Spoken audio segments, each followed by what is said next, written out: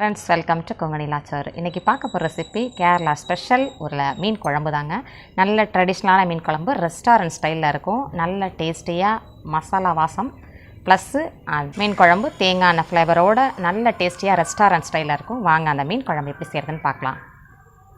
நம்ம இன்றைக்கி கேரளா ஸ்டைலில் மீன் குழம்பு எப்படி செய்கிறதுங்கிறத பார்க்குறோம்.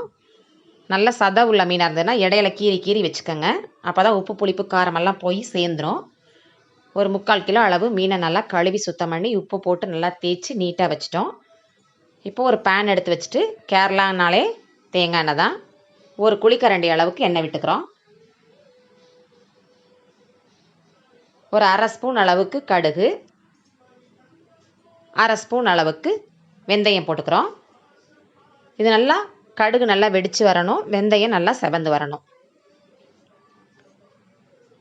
நல்லா செவந்ததுக்கப்புறமா இஞ்சி பூண்டு பேஸ்ட்டு 1/2 ஸ்பூன் அளவுக்கு போட்டுக்கிறோம். இந்த 3/4 கிலோவுக்கு இது போதுமான அளவு இருக்கும். இதோட ரா ஸ்மெல் போகிற வரைக்கும் நல்லா வதக்கி விடணும். இப்போ வெங்காயம், சின்ன வெங்காயம் நல்லா டேஸ்ட் கொடுக்கும். ஒரு 50 கிராம் பக்கம் நல்லா தட்டி வச்சுருந்ததை போட்டுக்கிறோம். இல்லைனா பொடியாக கட் பண்ணி போட்டுக்கலாம். அதோட 2 பச்சை மிளகாயும் சேர்த்து விட்டுக்கலாம். ஒரு கொத்து கருவேப்பிலையும் போட்டு நல்லா வதக்கி விடுறோம். குழம்புக்கு இது கொஞ்சம் நல்லா திக்னஸ் கொடுக்கும். ஒரு 3-3.5 ஸ்பூன் அளவுக்கு நல்ல ஸ்பைஸியாக இருக்கிறதுனால காரம் கொஞ்சம் தூக்கலாகவே இருக்கட்டும். ஒரு 4 ஸ்பூன் அளவுக்கு மல்லித்தூள் போட்டுக்கிறோம். இந்த மசாலாவை இந்த எண்ணெய் கூடையே நல்லா பெரட்டி விட்டுறணும். அப்படியே ஒரு 2 நிமிஷம் பெரட்டிட்டு ஒரு லெமன் சைஸ் அளவு புளியை நல்லா கரைச்சி விட்டுக்கிறோம். குழம்பு தண்ணியாக வச்சிடக்கூடாது, கொஞ்சமான தொக்கு டைப்லையே இருக்கணும். அப்போ தான் திக்னஸ் கரெக்டாக இருக்கும். நமக்கு இந்த அளவு கரெக்டாக இருக்கும்.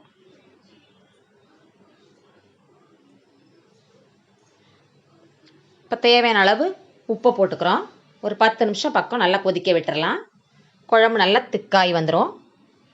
ஒரு 10 நிமிஷம் ஆகிட்டு பாருங்கள். குழம்பு கரெக்டான திட்டத்துக்கு இருக்கும். நமக்கு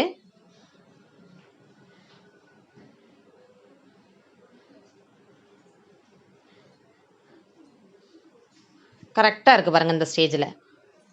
இந்த ஸ்டேஜில் நம்ம இப்போ கழுவி வச்சுருக்க மீனை போட்டுக்கிறோம். தனித்தனியாக அப்படியே போட்டுக்க வேண்டியதான்.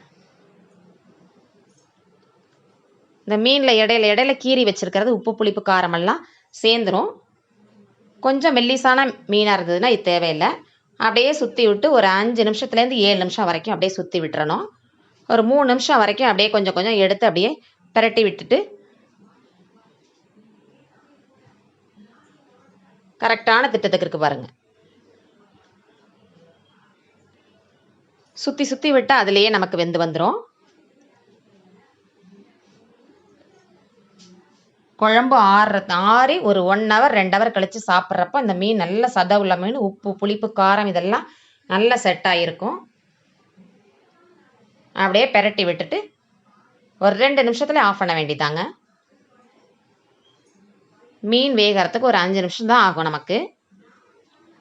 இதுலேயே நமக்கு கரெக்டாக வெந்து வந்துடும். அப்படியே பெரட்டி விட்டுட்டு ஒரு சுற்றி அப்படியே ஆஃப் பண்ண வேண்டியதுதான். இப்போ மீனை பார்க்குறப்பவே தெரியுது பாருங்கள், நல்லா வெந்து வந்திருக்கும். கரெக்டாக அந்த கேப்பெல்லாம் கரெக்டாக தெரியுது பாருங்கள். நல்லா வெந்து வந்துருச்சு.